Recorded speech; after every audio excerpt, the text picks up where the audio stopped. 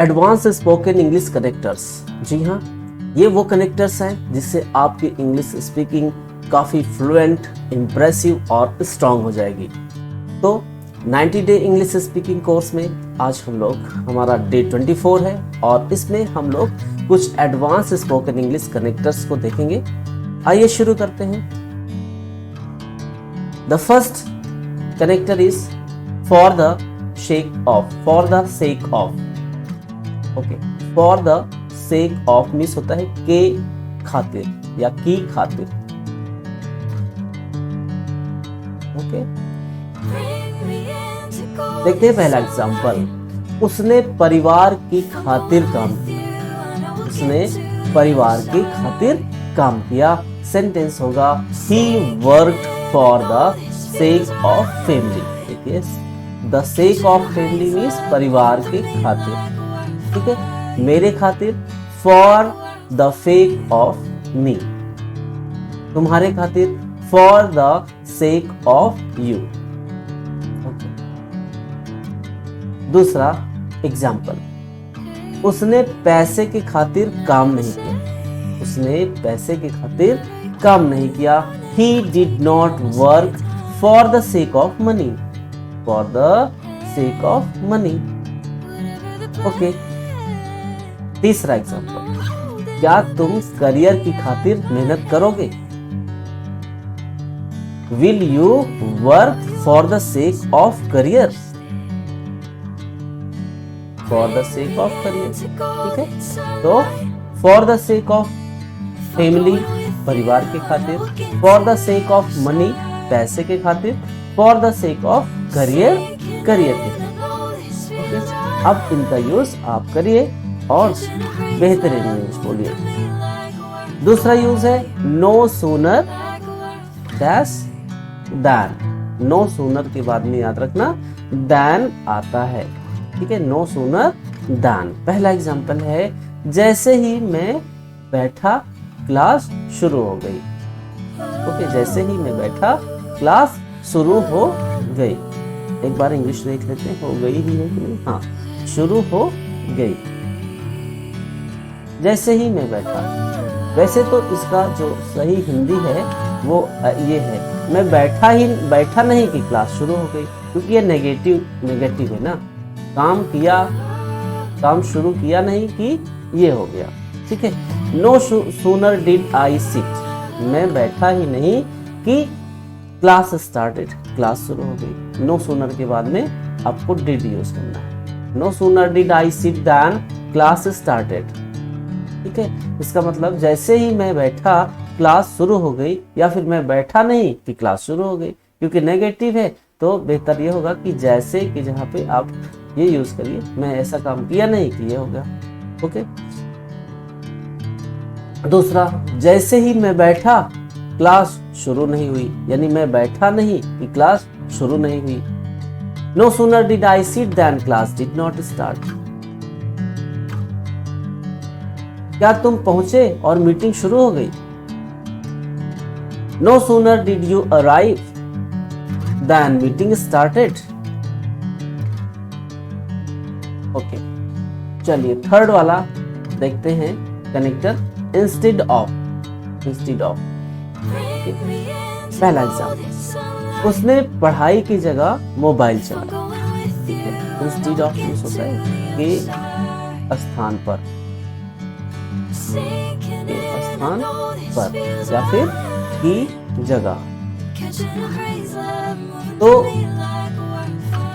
उसने पढ़ाई की जगह मोबाइल चलाया। He used his phone instead of studying. He used his phone instead of studying. उसने मोबाइल की जगह पढ़ाई नहीं की। उसने मोबाइल की जगह पढ़ाई नहीं की। He did not study instead of using phone. ठीक है, मोबाइल की जगह instead of using phone, पढ़ाई की जगह instead of studying। क्या तुम पढ़ाई की जगह सोओगे? Will you sleep instead of studying? चलिए नेक्स्ट यूज देखते हैं, that is literally. Literally means होता है सच में, सच में, ओके, लिटरली मीन्स सच में। मैं सच में बहुत थक गया हूँ, मैं सच में बहुत थक गया हूँ। I am literally very tired, I am literally very tired. मैं सच में गुस्सा नहीं हूँ, I am not literally angry, I am not literally angry. क्या तुम सच में सीरियस हो, आर यू लिटरली सीरियस। अब यहाँ पर आपको देखना है कि ये लिटरली कहाँ पर लगाना है, ठीक है। तो सच में बहुत थका, लिटरली वेरी टायर्ड, सच में गुस्सा, लिटरली एंग्री, सच में सीरियस, लिटरली सीरियस, याद रखना। और लोग ऐसे बोलते हैं, मैं सच में बहुत थक गया हूँ, literally I am very tired. आपको यहाँ पर लिटरली यूज करना है जहाँ पर जिस वर्ड को वो एम्फसाइज कर रहा है। Next character is in spite of. In spite of means के बावजूद, के बावजूद।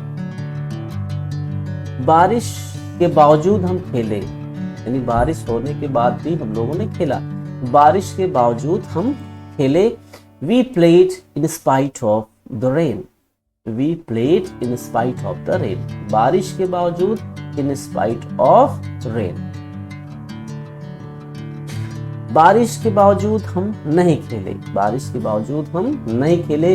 We did not play in spite of the rain, we did not play in spite of the rain. क्या तुम बारिश के बावजूद जाओगे, will you go in spite of the rain. Okay, तो बारिश के बावजूद के लिए यहाँ पर यूज हो रहा है इन spite of the rain, in spite of the rain. बाकी और इनको यूज करिए आप और डिफरेंट टाइप के सेंटेंसेस बना करके प्रैक्टिस कीजिए।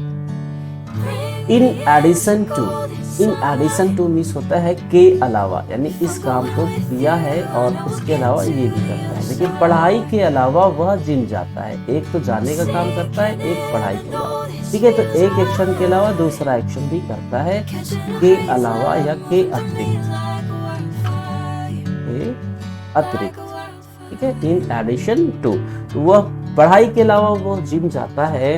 ही goes to, he in addition to studies he goes to gym. अब आप इसको पहले भी लिख सकते हो, ऐसी कोई बात नहीं है। He goes to gym in addition to studies. पढ़ाई के अलावा वह कुछ नहीं करता, पढ़ाई के अलावा वह कुछ नहीं करता। In addition to studies he does nothing, in addition to studies he does nothing. एक सेंटेंस आपको बनाना है, बना करके कमेंट करना है। ये करना है कि पढ़ाई के अलावा वह सब कुछ करता है।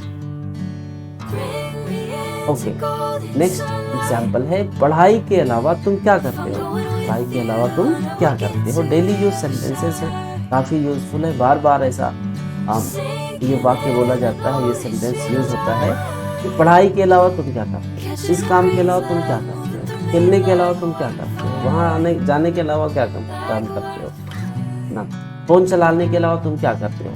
तो ऐसे सेंटेंसेस का यूज बहुत है, इसको सीख लीजिए आप लोग। What do you do in addition to studies, what do you do in addition to studies. Next है as well as, as well as.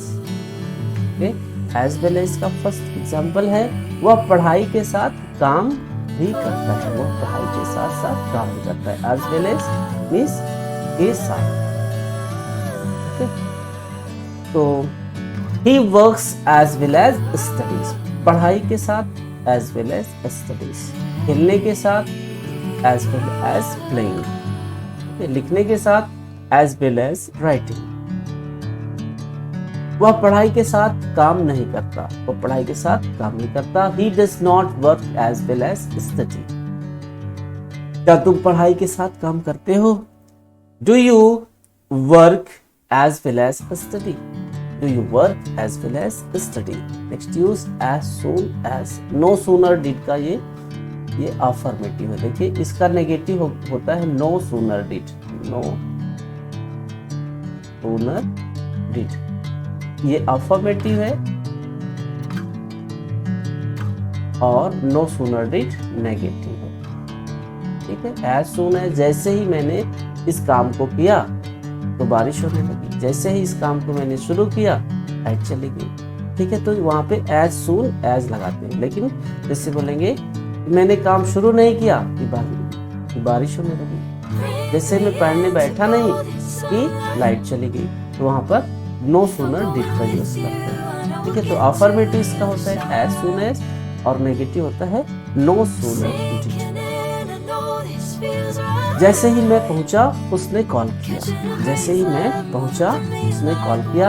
As soon as I reached he called. As soon as I reached he called. जैसे ही मैं पहुंचा उसने call नहीं किया। As soon as I reached he did not call. क्या तुम पहुंचते ही कॉल करोगे? You will call. Will you call as soon as you reach? Next use है as. as मीन्स होता है क्योंकि। as मीन्स क्योंकि। मैं नहीं आया क्योंकि मैं बीमार था। मैं नहीं आया क्योंकि मैं बीमार था।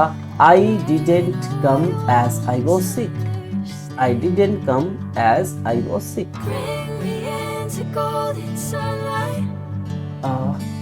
मैं नहीं आया क्योंकि मैं व्यस्त नहीं था। I didn't come as I was not busy. क्या तुम आए क्योंकि तुम्हें बुलाया गया था? Did you come as you were called? Next slide देखते हैं और नेक्स्ट यूज है so as to. so as to means होता है ताकि। so as to मीन्स ताकि। वह जल्दी उठा ताकि समय पर पहुंचे। He woke up early so as to reach on time. He woke up early so as to reach on time. वह जल्दी नहीं उठा। आगे का सेंटेंस अधूरा है। He did not wake up early so as to reach. क्या तुम जल्दी उठोगे ताकि आगे कुछ ताकि जल्दी पहुंचो। ताकि जल्दी पहुंचो। Will you wake up early so as to reach? So that means भी होता है ताकि। ठीक है, so as to यूज करिए चाहे so that यूज करिए। मैं पढ़ता हूं ताकि पास हो जाऊं या पास हो सकूं। I study so that I can pass. मैं नहीं पढ़ता। आगे सेंटेंस पूरा नहीं है। I do not study so that I fail. मैं नहीं पढ़ता ताकि मैं फेल हो जाऊं। ये फेल होना चाहता है, ताकि मैं फेल हो जाऊं। मैं नहीं पढ़ता ताकि मैं फेल हो जाऊं। I do not study so that I fail. क्या तुम पढ़ते हो ताकि पास हो जाओ? Do you study so that you can pass? Next is so that. इतना ज्यादा कि वह इतना थक गया है कि सो गया। ठीक है, इतना और कि के लिए हम so और that करते हैं। ठीक है, he was so tired that he slept. He was so tired that he slept. He was so tired. वह इतना थक गया था कि वह सो गया। वह इतना थका नहीं था कि वो सो जाए। वह इतना नहीं थका था कि सो जाए। He was not so tired that he slept. वह इतना थक गया था। क्या वह इतना थक गया था कि वो सो गया? Was he so tired that he slept? थक गया था कि वह सो गया। नेक्स्ट है along with. along with means के साथ। वह दोस्तों के साथ आया। He came along with friends. वह दोस्तों के साथ नहीं आया। He did not come along with friends. क्या तुम मेरे साथ आओगे? Will you come along with me? along का मतलब होता है साथ साथ, के साथ साथ। जैसे मान लो एक यहाँ पर जा रहा है, दूसरा भी इसके साथ साथ चल रहा है, ये along with होता है। तो फिर आज के लिए बस इतना ही, मिलते हैं फिर नेक्स्ट वीडियो में। देखते रहिए टॉपर्स चॉइस इंग्लिश।